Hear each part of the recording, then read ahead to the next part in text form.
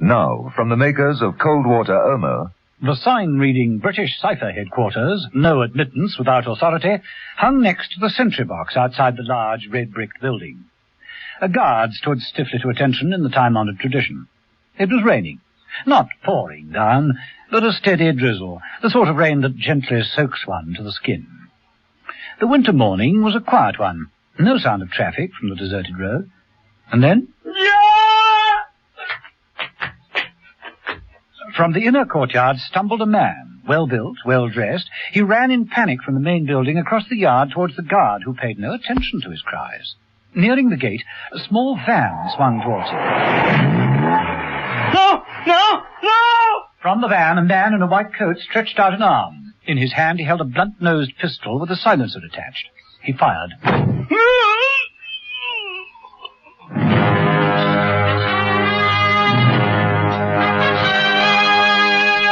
The Avengers.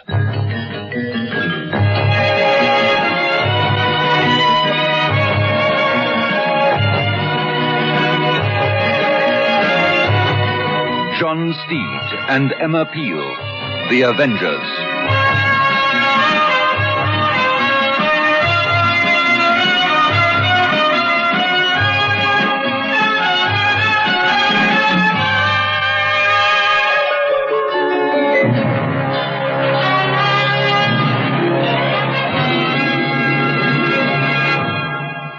Well over 1 million South African housewives are delighted with the sparkling clean wash they get from Cold Water Omo.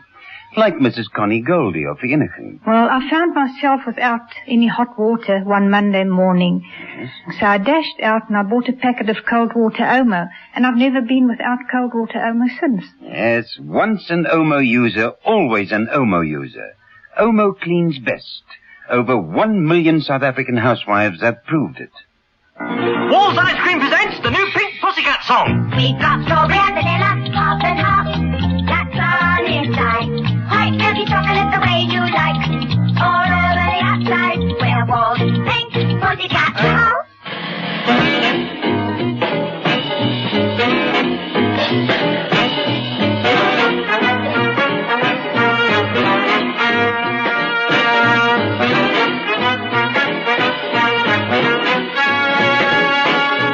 Episode 1 of this story, in which John Steed and Emma Peel find themselves assigned to a case which becomes known as the super-secret Cipher Snatch.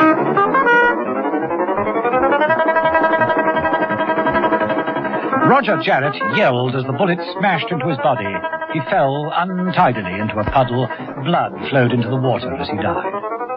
From the van bearing the sign Classy Glass Cleaning, 2 men climbed down. They moved swiftly, picking up the body and throwing it callously into the back of the van. You will have him taken care of. Come on, let's go.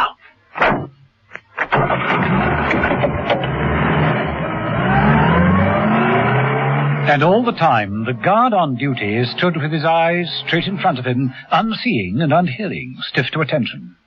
The van pulled away, vanished down the empty street. Time passed.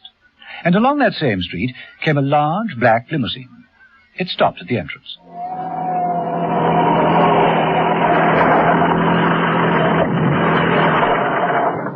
From the wheel, George Webster, dignified director of British Cipher headquarters, leaned from the window and said to the guard, "Hello, Masters. What kind of day has it been?" "Our usual Monday, Mr. Webster. Routine, boring." That's the reply I like to hear. In other words, no one has stolen the secret papers. No chance, sir. No chance. Good. No chance. Nothing ever happens in this place. Routine and boring. That's all it is. Routine and boring.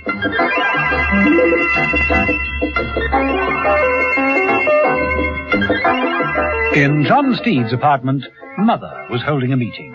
Only 3 people were present: John Steed, Emma Peel, and Mother. Of course, I considered it all terribly carefully before I said yes. Of course, Mother. Then MI12 got in touch and asked for our cooperation. I was, of course, a little inclined to tell them to conduct their own business in their usual inefficient manner and allow us to go on solving everything that we were given. But... Well, it goes without saying that just to be asked is a compliment. Quite. A feather in our caps, in fact. More than one. A whole nestful. An Indian headdress. A mattress? I knew you'd be inclined to lie down on the job, Steed. It's also a thundering great bore. I mean, I ask you, MI12 losing one of their men like that, and then having the audacity to ask us to find him. It is annoying. Infuriating. That's what I said, but... But? Pour another cocktail, Steed, and I'll tell you all. Miss Peel? I think not. One of us has to remember what this is all about. Yes. Well, now, yes. Cheers. To another case successfully accomplished. We have to start on it yet. Foregone conclusion, Steed, foregone conclusion.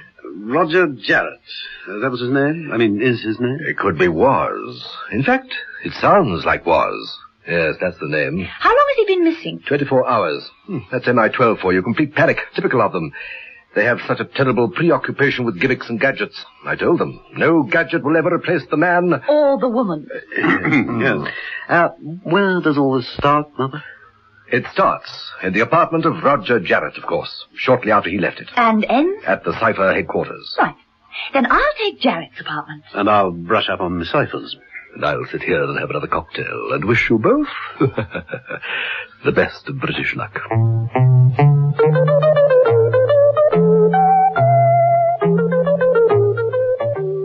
An hour later, John Steed drove his rolls into the yard of the British Cipher headquarters and parked it under the sign that read, "Strictly no parking."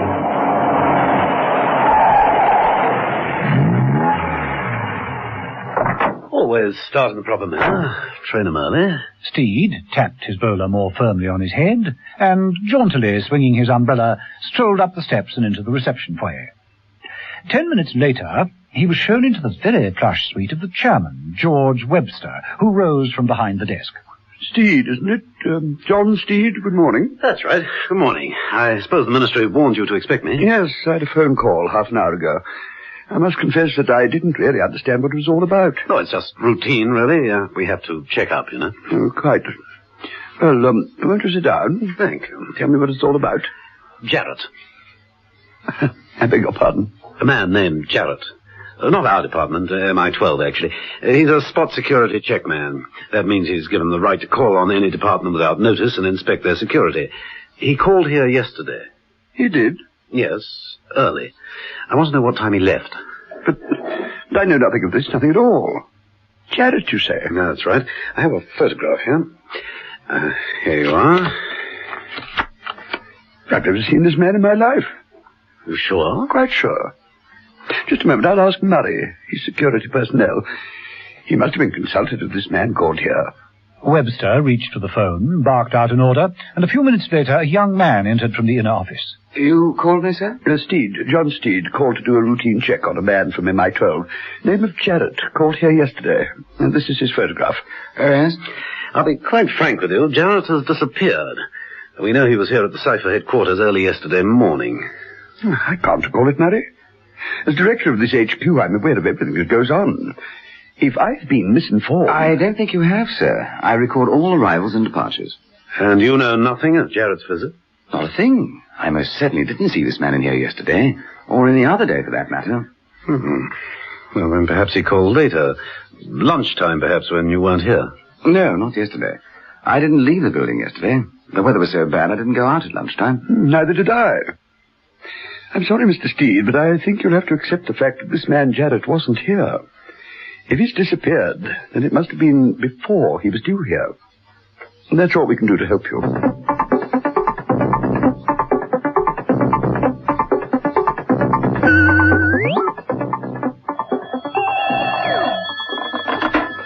Mother?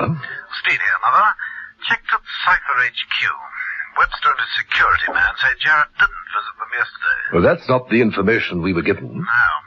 I questioned all the staff, and they said Jarrett has never called at that headquarters, not at any time. But he must have done it sometime. Quite. Yet they deny it. And I'm quite sure they're all lying. But why? That, Steed, is something you must find out. And at once. Yes, any news from Mrs. Peel? Not yet. One can only hope that she'll be a little more constructive than you have been. She's at Jarrett's apartment with Ferret. Who? Ferret from MI12's forensic department. Prides himself on being a modern Sherlock Holmes. Right, I'll keep in touch. Do that, Steed, do that. And now where was I? Oh, yes, most important. Delicious.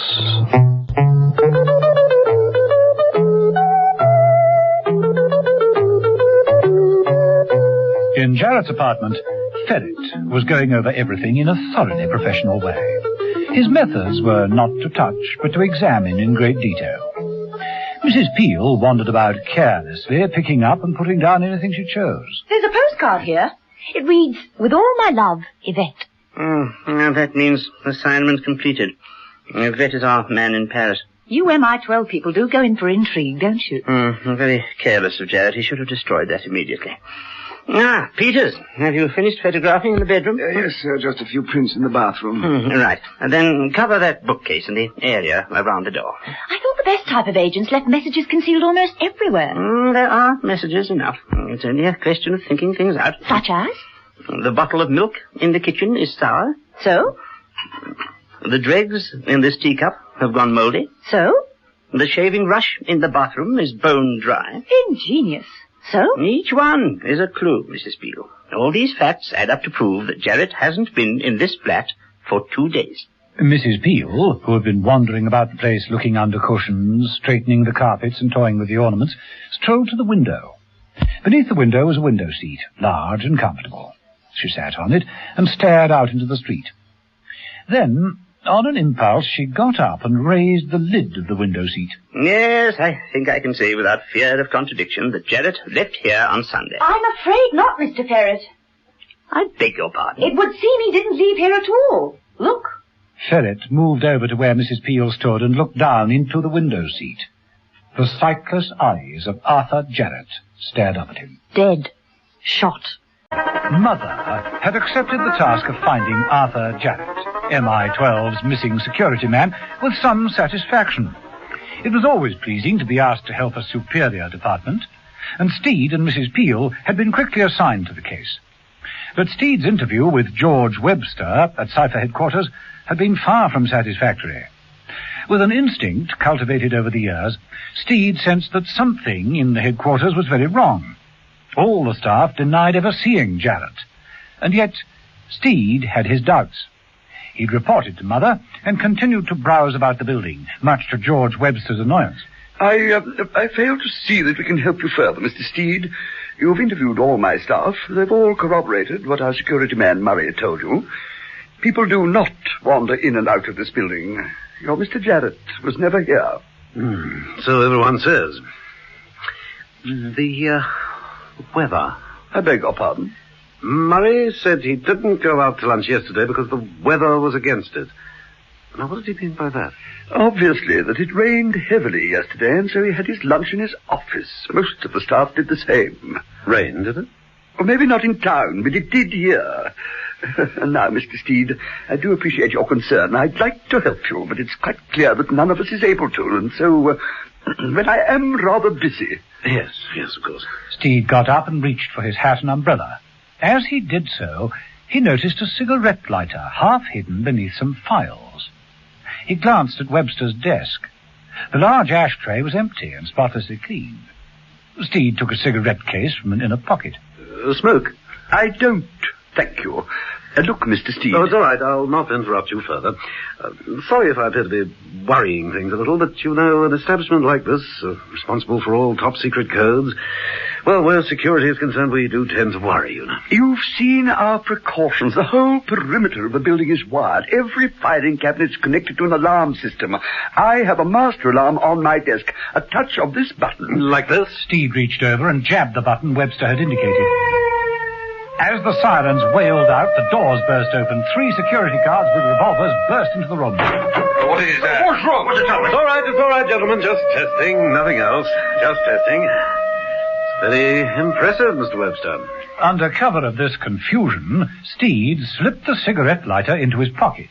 He placed his bowler on his head, swung his umbrella, said, "Good day, gentlemen," and left.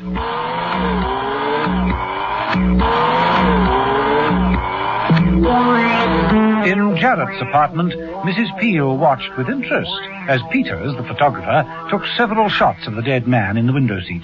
You don't suppose that we could move him, Mr. Ferret? Certainly not. Oh, very well. But I have an idea that this is his bad side. Most people photograph better with the left profile. This isn't a screen test. Now, Mrs. Peel, if you'll be so good as to make a list of his personal possessions... Well, if you think it's necessary, very well. I do. In duplicate, please. You MI12 boys are very thorough. All right. Ferret slipped on a pair of white gloves and extracted a comb from the dead man's pocket. Combs? One? Wrong. It's not a comb. It's a high-frequency resonator. A special issue. You see? It clicks open. The antenna springs out, so... How clever. That a tie pin he's wearing? A miniature microphone. Oh. Cufflinks? One pair? Wrong. A recorder and playback units. One set. Oh, sorry. But you will agree that this is his wallet. Sorry. A survival kit. A K. A 4 standard issue. And this can't be a cigarette case, can it? No. A .22 automatic pistol with twin magazines and self-loader. You open it to fire. In my department, a gun is a gun is a gun. What's this? A gun? Mrs. Peel produced a small pocket revolver from the dead man's top pocket. No, that's a cigarette lighter. Press the trigger and... You people really are intent on making life complicated, aren't you? I suppose this fountain pen is a hand-operated, gas-cooled, short-range grenade launcher. Hard luck. That's his dispatch case. But of course. How could it be anything else? How's it work? Like this. Unscrew the nib. There. A sheet of paper inside. Oh, how very odd. It's just the page of a calendar. Monday, April the 1st. Yesterday. Let's see, what's so very special about yesterday? His death, perhaps? But why the page of a calendar? Better photograph it, Peters. Right. Yeah, of course, the one thing that could help us is missing. It really is most annoying. And what is that? His cigarette lighter. I've been through all his pockets, and it isn't there. But it should be there. No agent would go on a job without it. Well, not even if he didn't smoke? No, that's immaterial. He was issued with a cigarette lighter, and that was a camera. Oh, I suppose I should have guessed. A single-lens, reflex, fully automatic, magazine-load cigarette lighter. Yeah, precisely. And it's missing. Well, I finished here, Mr. Ferret. What now? Well, as far as I'm concerned, lunch and back to Steed's apartment. Oh, I bet Mother's polished off all those cocktails. I'd better go and report this to him. Would you care to come along, Peters? Ferret, you'll see to all this, won't you? Leave it to me, Mrs. Peel. Leave it all to me.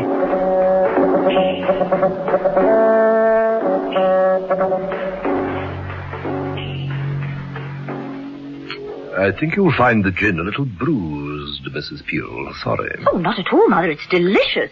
Well up to your usual. Steed has inferior vermouth. I must speak to him about it.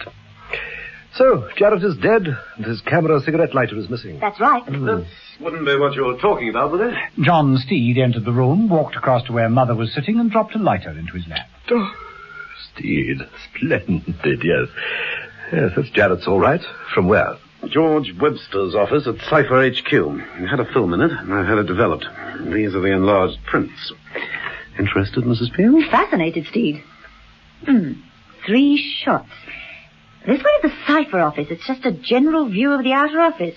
Girls working, nothing unusual.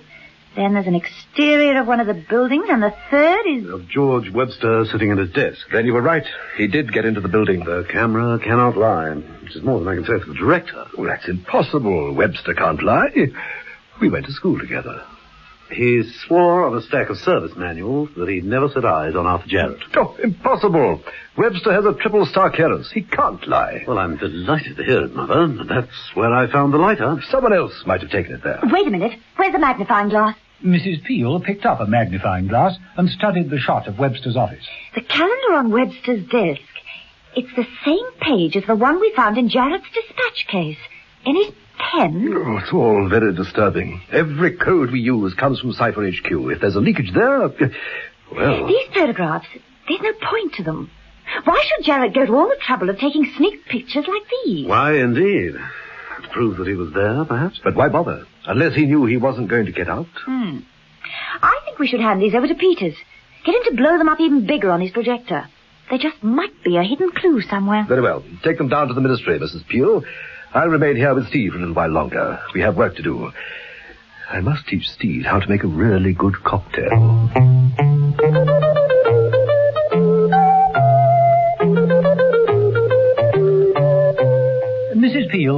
that point. She dropped the prints in at Peter's photographic laboratory at the Ministry and went home to change.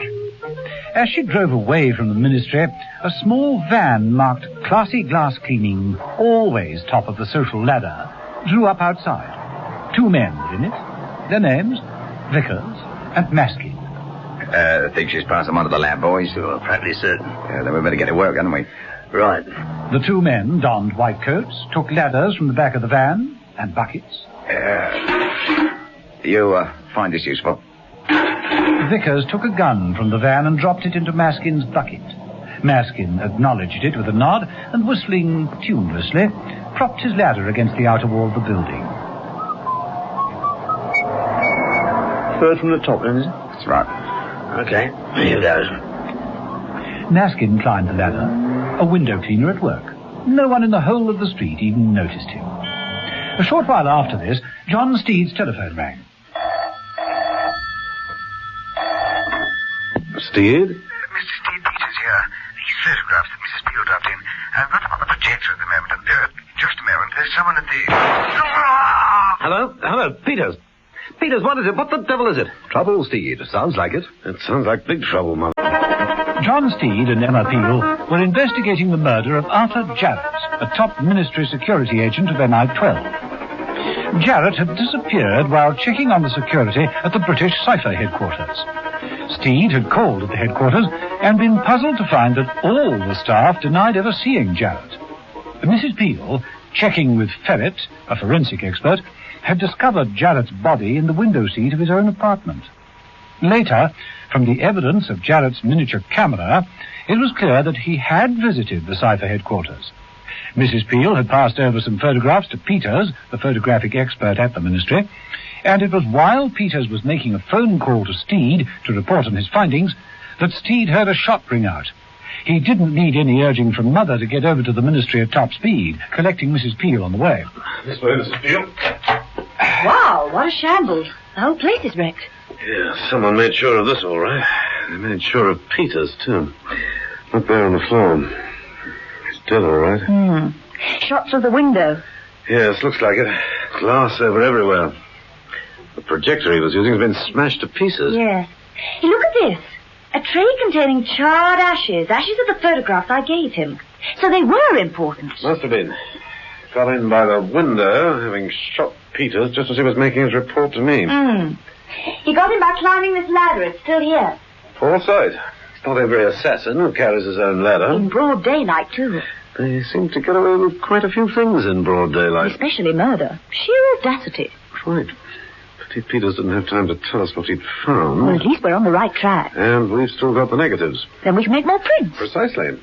Would you care to join me in my dark room, Mrs. Peel? You think it's safe? Oh, I shouldn't think so. You've seen my etchings before, anyway. Why not my bromide papers? Well, as long as they aren't too overexposed. Shall we go? Mrs. Peel climbed nimbly through the window and, gripping the ladder with the inside of her feet, slid swiftly down to the pavement. No end to that woman's talents.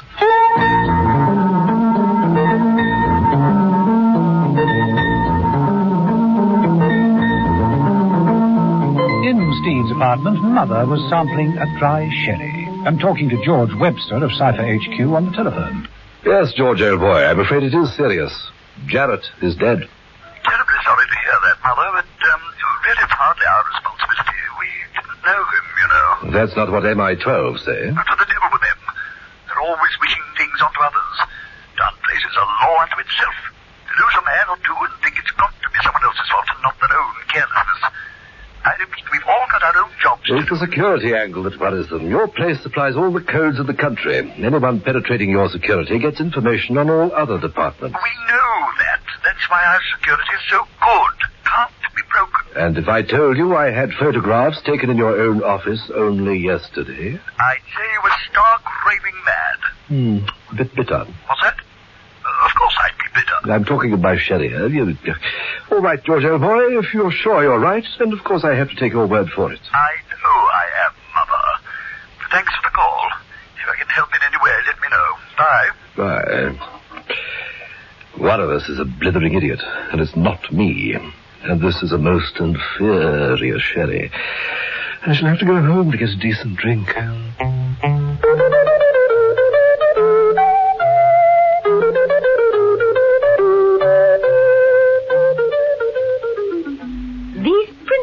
Right, Steed. I'll just fix them and then you can turn the light on. Right. Let's take a keen look. Blot them off, leave them to dry naturally. There we are. Magnifying glass. Nary a clue in sight. There has to be one somewhere. Steed, this one, the exterior of the courtyard, right outside the Cipher headquarters. Look, there in the corner, a van with ladders on the roof. Ladders, Steed? Clever girl. Yes, I think I can just make out the lettering on the side of the van. Classy glass cleaners. Window cleaners. Again? Ladders? In broad daylight? You expecting a visitor? Oh, not that I know of. Mother will see to it. But Mother, in his wheelchair, merely raised his voice and said, Come in. Ah, the formidable ferret from forensics. Come in and close the door. I'm allergic to draughts and rodents. Hello, Mother. Steed and Mrs. Peel here. In there. Mother indicated the kitchen with a gesture of his glass. Cooking up something, or rather, something is developing in there. What? I hate to think. You're on duty, of course, ferret? Yes. Yes, I suppose I am. Too bad. I know how strict your department is about drinking. Actually, I... No, I don't think you should either. Oh, hello there, Ferret. What's new? Ferret is on duty and not drinking. That's new. I presume, Ferret, that your department is now in a state of complete panic. Yeah, pretty nearly. First Jarrett and now Peters. Quite status quo, complete panic. What are you planning to do about it? Turn to us once again? The fact is, we thought we should put someone else into Cipher headquarters. Put someone else in? I see. They seem to have been all prepared to deal with Jarrett. Webster denies it, of course. I think his mind is going. Getting too old. Pity used to play quite a good rubber of bridge in his day. Introduce who into Cipher headquarters, Ferret? This time it would have to be clandestine. Of course, there's someone from outside our department who's completely trustworthy. Then it would have to be someone outside, of course. Yes, someone who could move in smoothly without creating undue attention. Yeah, of course, the position will qualify for 5 shillings a day danger allowance. Who could refuse that? Who exactly do they have in mind? You, Mrs. Peel, to start tomorrow. Me? But I... That is, of course, if Mother allows it. Oh, but of course. Mustn't forget that extra 5 shillings a day, eh, Steed? Well, it's hard to refuse. Yes. Only one condition, Mrs. Peel. And that is? You use your extra income to buy Steed some decent sherry. Well, I'm all for that. I have none left, I notice. And just what will you be doing, Steed, while I'm at Cipher HQ? Me? Well, if it's a fine day tomorrow, I think I may have my windows cleaned. That's an idea, isn't it?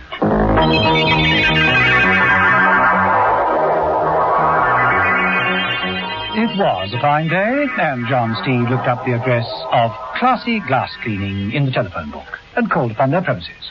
Good morning, sir. Good morning. Lather is the name, Charles Lather. John Steed, I'm looking for a window cleaner. Oh, well then, look no further. At Classy Glass, the world is our window. Just observe our thoroughness, sir. Look at our trainees. Lather motioned to 3 young men who were practicing on ladders, cleaning away like fury at huge panes of glass. Anti-clockwise, James. Now, anti-clockwise. Always anti-clockwise.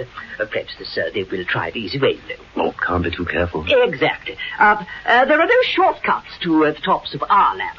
Here we really care about windows. I'm delighted to hear it. Oh, beautiful, Wilson, beautiful. Lovely touch with the lever. Just a shade more wrist action. There's a good ladder. We only use the finest camel skins, you know, Mr. Steed. Camel skins? They hold twice as much water. Oh, of course, yes. Now, we offer 3 services. Wash and dry, cream shampoo with a hot air finish, and our deluxe spirit treatment with a full leather glazing and crystal clear finish. Nothing but the best. Splendid. I'll book for you for our deluxe. And now, approximately... Howard! I have told you before, Howard, the bucket in your left hand, held loosely but firmly at right angles to your hip. The hip, boy. Now, all together. That's better. There you go. I'm so sorry, Mr. Steed. Approximately how many windows will you require treatment? Approximately 1. 1? Family seat. I had the rest of them boarded up. Boarded up? Well, I'm sorry, Mr. Steed. We have a duty to our employees. The sight of all those boarded windows, well, we've had an end crack under this. Oh, it is a pity. I'm only just round the corner from one of your regular clients. The Cipher headquarters and Ministry of Defence. Cipher headquarters? Oh, right, I don't recall. Ah, yes, I remember now. Of course, double glazed with moulded frames. Ghastly. But we haven't touched it for months. We used to have the contract, but we gave it up. Uneconomical. Besides, all that grave, that's quite soul-destroying. Oh, I see. But if you ever decide to reopen your windows... Well, you'll be the first to know. Thank you. Good morning. Good morning, Mr. Steed. Now, boys, left hand from the hip, please. From the hip. Steed left and got into his car. As he pulled away, a small van came from the back of the building and followed him. The department of MI12 was in a rare panic. They'd lost two men, Jarrett and Peters. Ferret, who was in charge of forensics and very actively involved, had appealed to Mother. Mother had agreed to help, but apart from making a few phone calls and drinking most of John Steed's sherry, he hadn't got very far. He'd put Steed and Mrs. Peel on the case, and they'd followed through on evidence from some photographs of Jarrett's. Peters had been killed by a man posing as a window cleaner. There was a window-cleaning van in one of the photographs, hence Steed's visit to classy glass cleaning. It had been amusing, but not very helpful. At least, that's what Steed was thinking as he drove away. Jarrett got into the Cipher HQ. Everyone denies that he did. But he did because he took the photographs, and we know the date from the calendar on the desk. Now, an attempt was made to destroy the photographs, which shows they must be important. The only clue on the photograph was the window cleaning van. Well, perhaps it was just coincidence. Nothing more than coincidence. But in the open van, following at a discreet distance, Maskin and Vickers had other ideas. Yeah, still got him up ahead. Yeah, he won't get away. We'll pull up nearer to him once we get out in the country. Ladders all ready? Ordered them. Two across the roof. One sticking out the back. One I can use over the side. Right. Let's see what we can do. John Steed was taking his time, driving thoughtfully and leisurely. He hardly noticed the open van until it was almost on him, hogging the road. What the devil? Well, pass if you want to pass. Steed gestured irritably to the van to pass. The road was narrow. The van approached and swerved. A steel ladder in the body of the van swung out as though by accident. It missed Steed's car by inches. All the crazy lunatics. Wait a minute. Steel ladders. Did I say it might be coincidence? That's a lot. Now, from the back of the van, Vickers, using another longer steel ladder, swung it from side to side, reaching out for Steed's windscreen. Steed braked, swerved, and pulled off the road.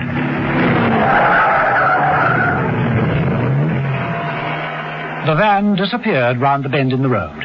Steed muttered an oath under his breath that condemned all window cleaners to perdition and started the car again, determined to get to grips, this time on his own terms. There was no question about not being able to catch them up. The small van couldn't get away, but the road was narrow and twisting. Steed, using all his racing knowledge, soon made progress, and then coming round a sharp bend, there, stretched across steel trestles, were four ladders, their ends pointed like lances. It was like a tank trap, and Steed drove straight into it.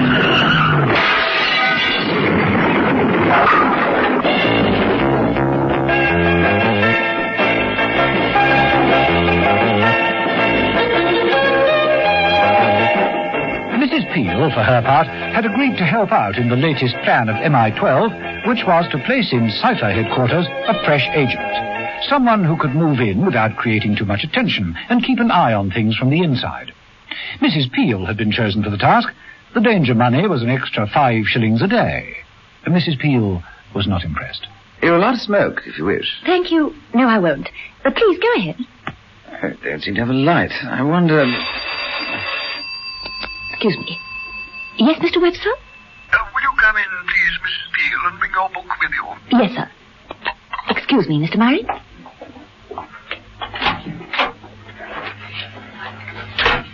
Yes. Good morning. Please take a seat. Thank you. You have been checked through security, I take it. All your papers are in order. Mr. Murray has been most thorough. There's no need for the department to go any further checking. I have a 3-star clearance. Is this Mother's doing? Pardon? Mother. Oh, come, Mrs. Peel. This is Cipher headquarters. We are used to unraveling complicated puzzles. You surely don't think a man like myself is going to accept an outside appointment like yours without checking. Mother has planted you on me, hasn't he? No. Ferret of MI12, actually. I wish they'd get on with their work and leave us to deal with ours. All right, I'll accept the fact that they have trouble and they're trying everything. All right, I won't complain, providing you do your job like everyone else. I have all the qualifications, Mr. Webster. I might be able to do you a bit of good. I promise I won't do any harm. Right. Well, having cleared that away, perhaps you'd be good enough to get me Q file. You'll have to present my signature to Murray. It's top secret. Here.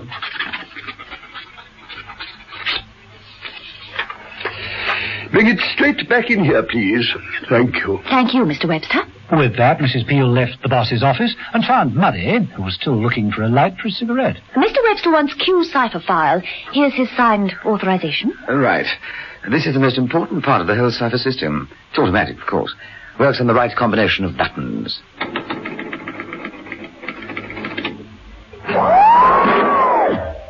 Mrs. Peel took out the correct file and was about to ask Murray to close the machine when she looked out of the window.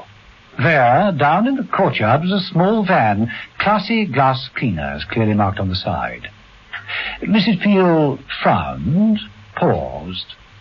Two men got out of the van and moved to the back, removing a series of steel ladders from the roof. Come along now, the file. Oh, yes, sorry.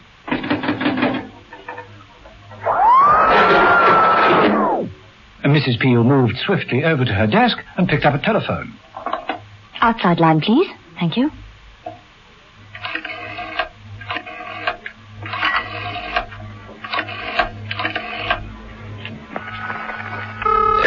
What about that light? Darned if I can find one. Oh, there's some matches in my handbag. Just a moment. Here you are. Yeah, thanks. Mrs. Peel listened intently to the phone ringing at the other end. There was no reply. No reply because the number she was ringing was John Steed's car telephone, and John Steed was lying beneath it, hardly conscious.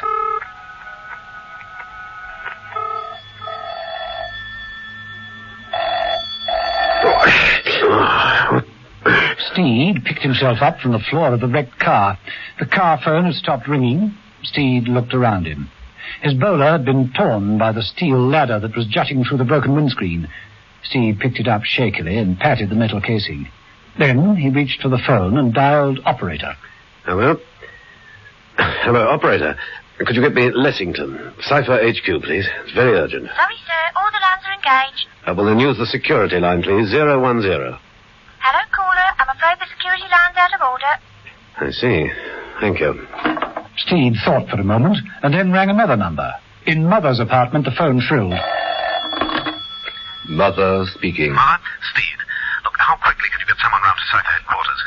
Well, I suppose I could get one of those dreary people from MI12. Ferret himself, perhaps. Good. Then send him off there straight away. Right. But what's all this about, Steed? Where are you and what's happened? I can't explain the rest in time. But I think someone should get over there at top speed, in case Mrs. Peel needs some help. I can't get there quickly enough myself. I'm down in the country and rather tied up with a ladder at the moment. A ladder? Yes, and I've a nasty feeling that the other parts of it are about to be used down at the Cipher HQ. Don't waste any time, Mother. This is an emergency. Bye. But look here, Steed, Really?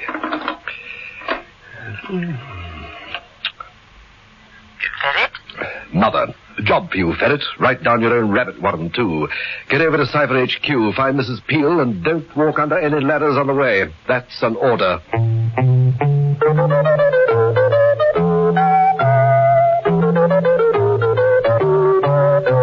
Ferret knew Mother in this mood. He didn't argue. He moved. Arriving at the headquarters, he was staggered to find not a soul in the courtyard. No one here. No guards on duty. No one.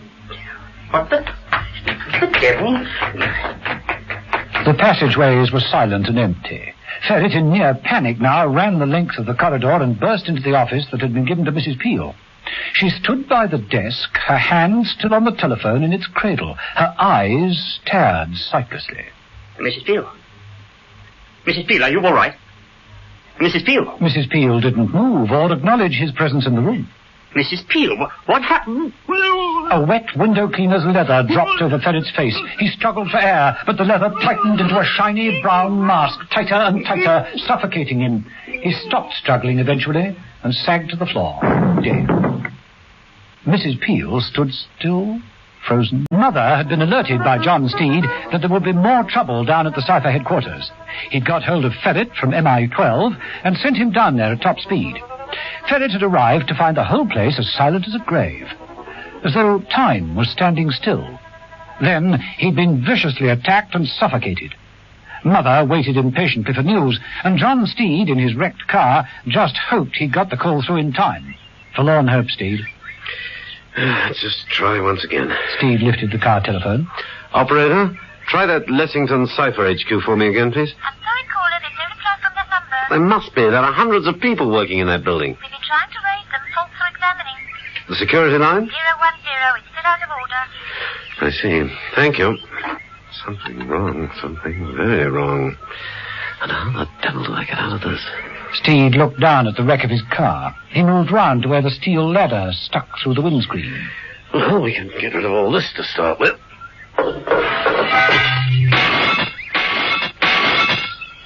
Steed cleared the windscreen of the rest of the glass and threw the steel ladder into the nearest ditch. Now, let's see if we can get going.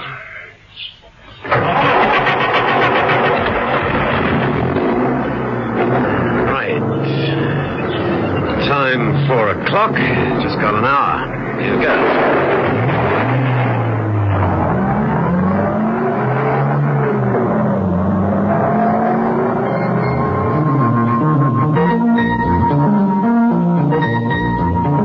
Outside the entrance to the Cipher headquarters, the guard yawned behind his hands and surreptitiously glanced at his watch. It was almost 5 o'clock, but inside the building the place was still alive with activity. How's it going, Mrs. Peel? Oh, fine. Just fine, thank you, Mr. Murray. Nothing to it. Got a light? I really must try to remember where I put my lighter. You're always borrowing matches from me. Why only... What is it? What's the matter? Oh, nothing. Just something teasing the back of my memory. It's strange. I've got 100% recall out of my training. I never... Your training? You mean as a shorthand typist or a confidential secretary? I mean as a...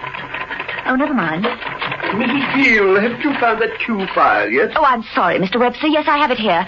I must just have forgotten to bring it in through to you. Perhaps, what's the time? Almost 5. Oh, so it is. How the afternoon's flown. Well, there's no time to deal with it now. Better put it back in security and let me have it first thing in the morning. Yes, Mr. Webster. I'll do just that. Mrs. Peel looked at Murray, who opened the cabinet for her. Then she turned to her desk. Suddenly she stopped and looked down at the carpet, at the spot where Ferret's body had fallen. Again, a worried frown wrinkled her forehead. Total recall. Can't be. I can't forget things. I can't. It's impossible.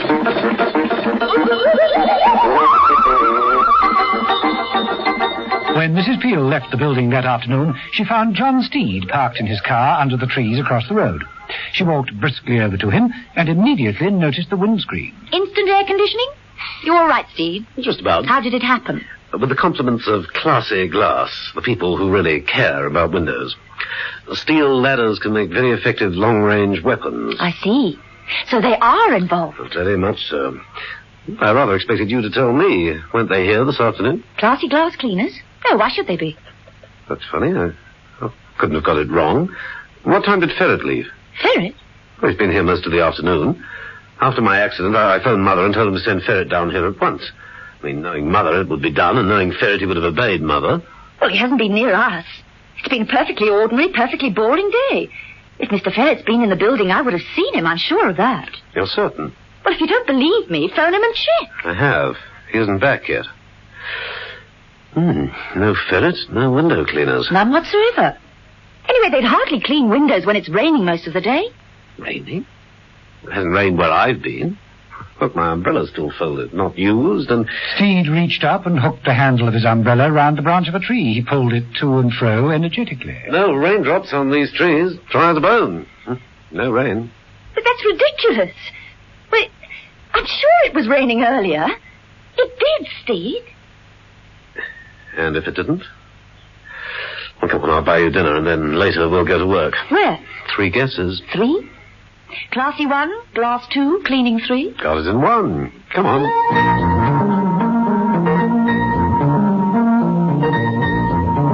The fenced yard at the back of Classy Glass Cleaning housed about half a dozen vehicles. When Steed and Mrs. Peel arrived at the yard, it was quite dark. Steed slipped his umbrella over the fence, catching the latch and pulling it to release the lock.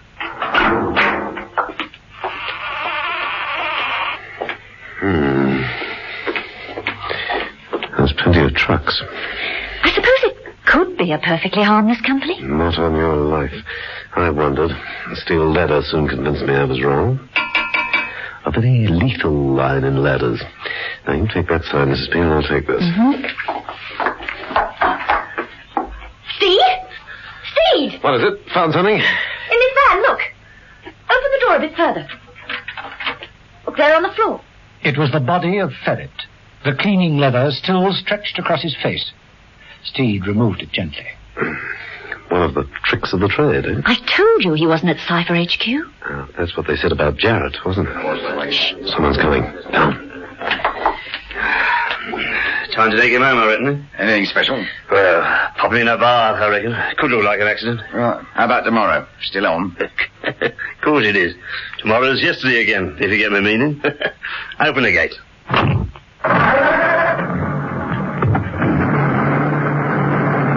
Steed and Mrs. Peel crouched back in the shadows as Maskin backed the truck with Ferret's body in it out of the yard. But what does it mean? Steed, I swear they couldn't have been at the HQ.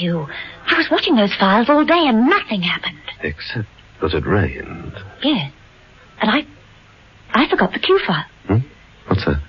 Oh, nothing. But I've got the strangest feeling as though today didn't happen at all. Well, then tomorrow we'll make certain. Every 30 minutes you phone me, no matter what. And if I stop phoning you? I'll be there, post haste. And I'll make sure I don't walk under any ladders.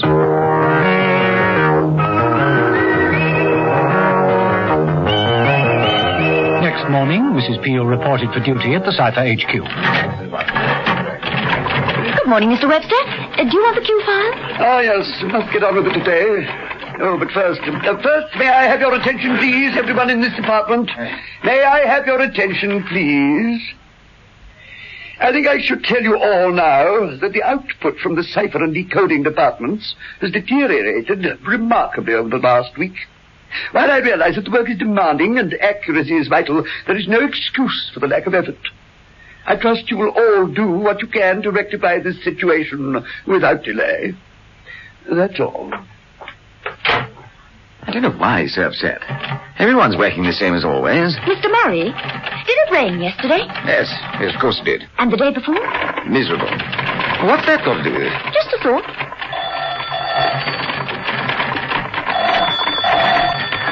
Hello, Steed. You guessed. How's the weather, Mrs. Peel? Changeable. Splendid. Keep in touch. By the way, it might be worth having another look at those photographs. Any particular reason? According to Webster, nothing gets done here anymore. Well, in that case, Mrs. Peel, we mustn't waste time in idle chatter. Back to the wheel, eh? Just keep in touch. Bye. Mrs. Peel did. At 10 o'clock, she phoned Steed. 10 o'clock, all's well. Any faces at the window? Not at the moment. Personal calls are not encouraged, Mrs. Peel. Do you mind? Oh, sorry, Mr. Webster. Face at the office door. Bye, Steve.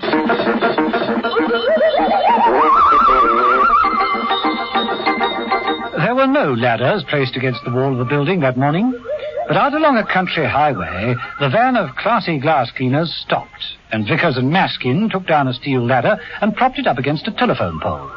A few other men watched as Vickers climbed the ladder and made some adjustments to the wiring. Then he yelled down. Okay, the line's blocked. Good. Harper and Young, cover the road. Davis and Waller, in the trees at the back there. Same as before, sir. Scare them off. Yeah, unless John Steed shows his face. John Steed was more than a little baffled. 3 men from MI-12 had been killed, all, Steed suspected, by someone who worked for the Classy Glass Cleaning Co. But how and why, and what it had all got to do with the British Cipher headquarters, was still a mystery. Mrs. Peel had been planted in the HQ to keep a watchful eye on the staff, but far from throwing any light on matters, Mrs. Peel herself seemed to have turned extremely forgetful. Steed didn't like it one little bit. The only clues he had were 3 photographs taken by Jarrett before he died. 3 photographs of the Cipher headquarters. 1 exterior shot, which showed one of the window-cleaning vans parked in the forecourt, and 2 interior shots. One of George Webster, the man in charge, and the other of Murray, the security man. Steed had a projector and had blown the prints up to a large size. And yet I'm darned if I can see anything unusual about them. The cleaning van must be implicated in some way, but what way? What about this? Security man, Murray, leaning against a desk, smoking. Or at least with a cigarette in his hand. And Weston himself sitting at his desk with an inane look on his silly face. None of it's very helpful. Now, what's that magnifying glass? Still don't understand. Wait a minute. Murray smoking. His hands. Cigarette looks as though it's right up against his fingers. Burning his fingers. Yeah, one of the fingers has got a piece of surgical tape round it. Now, what intelligent man would stand there and let a cigarette burn his fingers unless... Got an idea, Steve? About time. Hello, operator. That number, Cipher HQ at Lessington. I'm sorry, sir, the line is out of order. Blast. Can't be out of order. The security line 010 is also unattainable. It just can't be. What now? Better get going, Steed.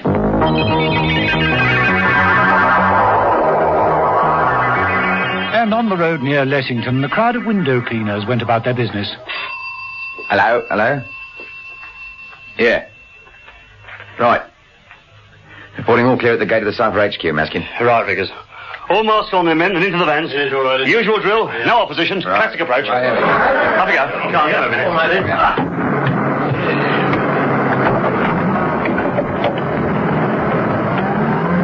The men departed to their various vans. They boarded them, the engines started up, and the vans pulled off. To the casual bystander, it was merely a fleet of window-cleaning vans after a rather big job. Approaching the Cipher headquarters sometime later, a guard stepped out and challenged the leading van. Hello? Will you please say your passes? Well, of course. Take a good look, friend. This is your pass. Maskin wound down the window and pointed the nose of a tube straight into the guard's face. A spurt of white vapor shot into the guard's face. Right, I'll take care of the main entrance. Make sure they hit those ventilators fast. Right. Come on, men. Here we go.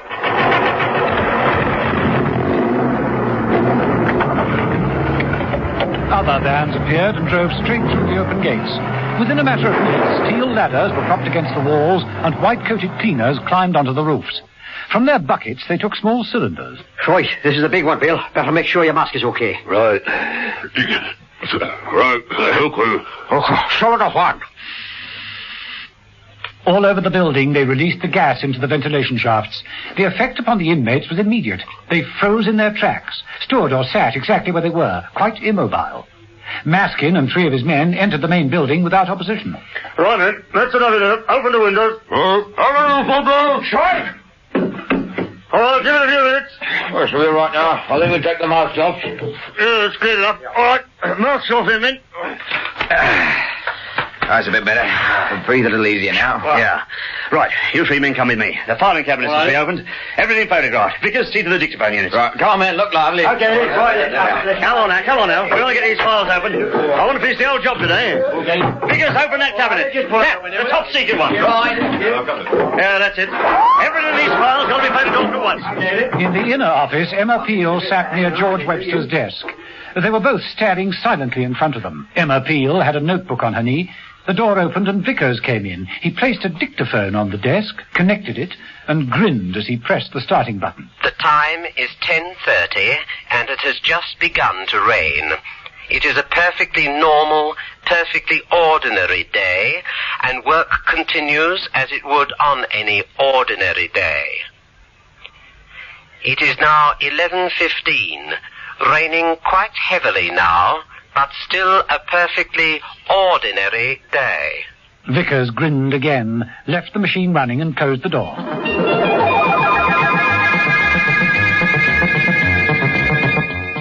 John Steed was not fool enough to approach the Cipher headquarters by the main entrance. Once he noticed the fleet of cleaning vans in the forecourt, he headed for the woods at the back of the building and moved stealthily through them.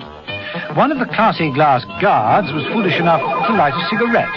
As he struck the match, the hook of Steed's umbrella came round the tree, fastened itself round the man's neck, and pulled him back viciously against the tree trunk. Smoking on duty? Oh, very bad for the throat and lungs. Like this. A short while after, Steed, in the white overalls of a cleaner, walked confidently up to one of the armed guards on duty. What's wrong? Anything wrong out there in the woods? Good morning. I don't think so. What?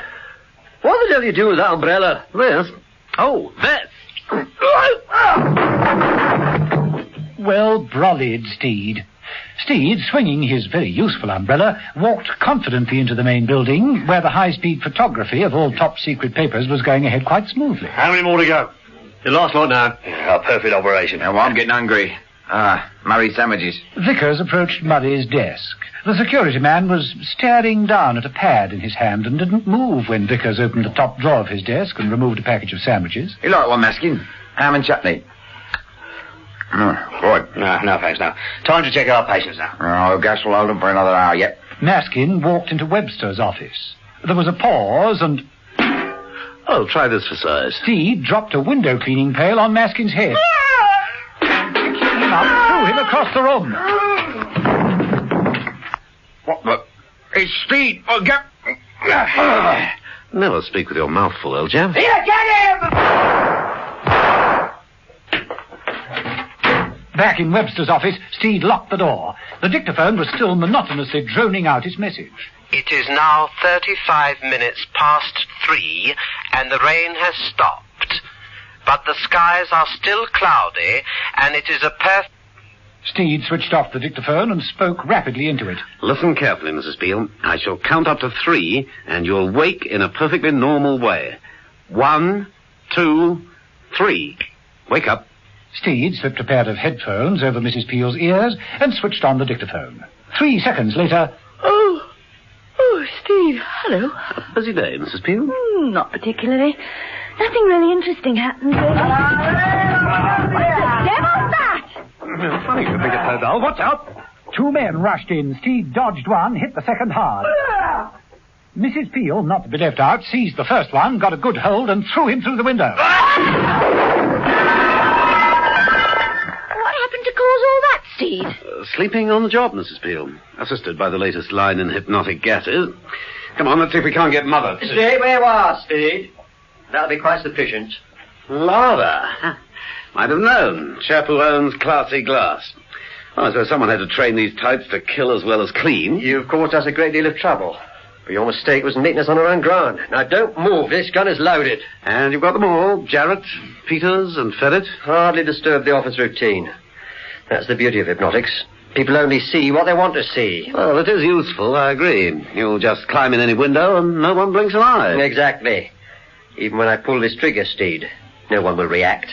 Sorry, old chap, but you've forgotten the cardinal rule for window cleaners. What's that? Never leave your ladder unattended. Mrs. Peel, who had been standing near the window, had seized the end of it and pulled it into the room. Lather turned, Steed knocked the gun out of his hand and hit him. Mrs. Peel pulled the whole ladder into the room and dropped it on Lather's head. So he was behind it all. That's the man. What a... A snake in the grass? Well, yes, naturally. I mean, with all these ladders about, there's bound to be a snake somewhere. Care for lunch on this perfectly ordinary day, Mrs. Peel?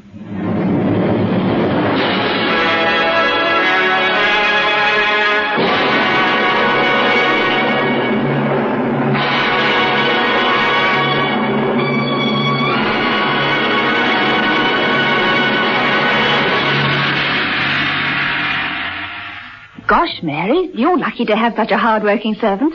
What do you mean? I haven't got a maid. Well, how on earth do you manage to keep your floors so clean and shiny? That's easy. I use Dual. Dual? Yes, Dual. The self-shining floor cleaner. It's so easy because Dual cleans and polishes in one go. How do you mean? Well, Dual lifts all the dirt out of the floor and dries to a bright, long-lasting shine, all by itself. So when you use Dual, you don't have to worry about polishing. No, Dual cleans and polishes in one go.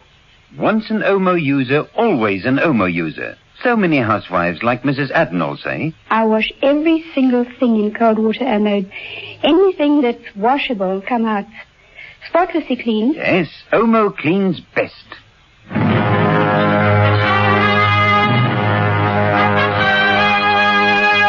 The Avengers.